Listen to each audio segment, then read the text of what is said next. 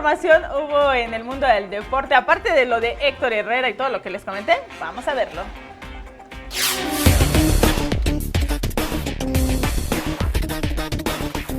La Federación Mexicana de Fútbol ha notificado que tomó la decisión que todos los equipos que conforman la Liga de Ascenso podrán ascender a la Primera División.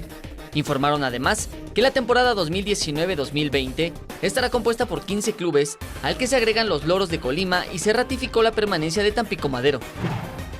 La tenista ucraniana Helen Ploskina, número 821 del ranking mundial WTA, fue sancionada de por vida y deberá pagar una multa de $20,000 por amaño de partidos. La Unidad de Integridad en el Tenis explicó que Ploskina habría presentado a otro jugador a un corruptor que ofreció pagos a cambio de arreglar el resultado de los partidos. El club catarí Al-Sadd anunció oficialmente que Xavi Hernández, que disputó su último partido como jugador en ese equipo, será su nuevo entrenador a partir de la próxima temporada.